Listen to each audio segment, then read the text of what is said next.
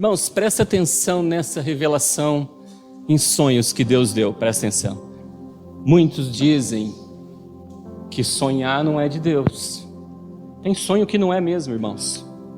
Mas a Bíblia diz que em Pentecostes, quando Deus derramou do teu espírito, Ele cumpriu uma promessa de Joel, onde Ele disse que derramaria do teu espírito sobre toda a carne.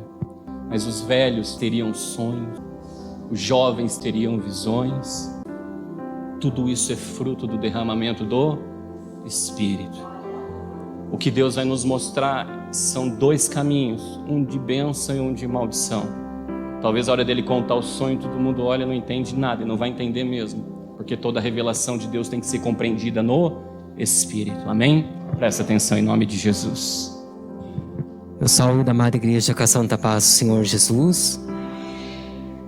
Então igreja, para amanhecer hoje, eu tive um sonho assim. Eu disse que eu cheguei assim numa pessoa, que essa pessoa é espírita, e eu perguntei para essa pessoa se ainda estava tendo centro espírita. Aí essa pessoa falou para mim que não era mais ela que estava cuidando disso. Aí depois eu me vi com colares, aqueles colares que usa no centro espírita, e cantando um hino de uma entidade. Depois apareceu outro cenário, um pastor que fez o casamento da minha irmã, ele me colocando como regente. Aí eu acordei. Presta atenção nisso, é muito sério. De novo, ou nós somos aves do céu, ou somos raposas, ou nós estamos inseridos num covil, ou nós estamos inseridos num ninho. Não importa, irmãos, o ambiente que a gente está. A gente tem que olhar e avaliar. Eu estou dentro de uma igreja. É uma igreja evangélica. Não, olha lá, esse é um covil, um ninho. Eu estou dentro de uma casa de espíritos, um centro espírita. Veja se aquilo ali é um covil, um ninho. Hoje vocês estão aqui dentro, avaliem se isso aqui é um covil, um ninho. E da mesma maneira, se eu tenho uma conduta de ave do céu ou de raposa. Então veja que o primeiro cenário é um cenário de um covil, porque estava num centro espírita adorando outros deuses. E o segundo cenário já não era de um covil. No primeiro cenário tinha conduta de raposa, mas no segundo cenário tinha conduta de ave do... Mas olha o primeiro cenário, o que ele falou que ele observava no pescoço dele? Ele via o quê? Colares. E olha o que esse texto diz, que está em Provérbios, capítulo de número 1, versículo de número 7 ao 9, diz assim, o temor do Senhor é o princípio da ciência. Os loucos desprezam a sabedoria e a instrução. Aí ele vem, filho meu, ouve a instrução do teu pai e não deixes a doutrina de tua mãe, porque diadema de graça serão para a tua cabeça, e o que? Colares para os teus pescoços. Presta atenção. No mundo espiritual, eu posso estar usando esse colar que ele está dizendo, ou eu posso estar usando um colar que ele é oriundo do princípio da ciência, que é o temor a Deus, do envolvimento com a sabedoria, com a instrução. Quando ele fala diadema aqui, é coroa, irmãos. Em outras palavras, a palavra de Deus, tudo que está escrito, ela coloca, se a gente obedecer, ela coloca na nossa cabeça uma coroa.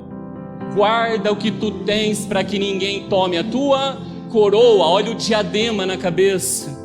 E coloca nos nossos pescoços um colar do quê? De sabedoria, de entendimento. Logo veja que no colar, se você vai nesses lugares, ele chama esse colar deles de guia deles. Chama esse colar como é um ídolo para eles. E veja que esse guia fazia sair da boca dele uma música que chamava e invocava outra entidade. E olha o que diz esse texto, que está em Salmos de número 40. Versículo de número 2 ao 3 diz assim, tirou-me de um lago horrível, de um charco de lodo, pôs os meus pés sobre a rocha. Quem que é a rocha? É Jesus, aquele que ouve a palavra e pratica, edifica a tua vida sobre uma rocha. e firmou os meus passos. Aí ele vem, olha lá, e pôs um novo cântico na minha boca, um hino ao nosso Deus. Em outras palavras, quando nós estamos em lugares onde a instrução não está em conformidade com a palavra de Deus, nós passamos a carregar colares que não são oriundos da sabedoria de Deus, mas são oriundos de outros conhecimentos que vêm de homens. E o que começa a sair da nossa boca já não é mais cânticos e hinos ao Senhor, é outro tipo de adoração. Mas aí veio um segundo cenário, irmãos, e nesse segundo cenário ele viu o pastor que ministrou o casamento da irmã dele. Por que Deus mostra uma pessoa que ministrou o casamento da irmã? A Bíblia vai dizer em Marcos capítulo 3, do versículo 32 ao 35, quem é a minha mãe e meus irmãos? Minha mãe e meus irmãos são aqueles que fazem a vontade do meu Pai. Observa que ele levantou ele como um regente de Deus. Por que um regente? Porque essa é a missão de um pastor. Catar as irmãs, que são aqueles que fazem a vontade do Pai. Todos aqui que estão fazendo a vontade do Pai são meus irmãos e minhas irmãs. E fazer casar com o noivo.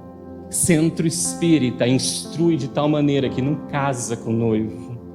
Faz a gente carregar colares que não são oriundos da sabedoria de Deus, mas que leva a gente a adorar outros deuses.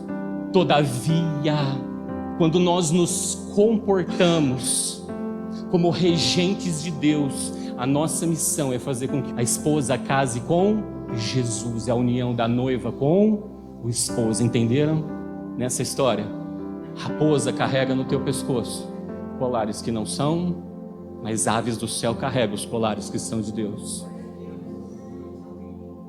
Estão inseridos nos ambientes que são de Deus. Amém, irmãos?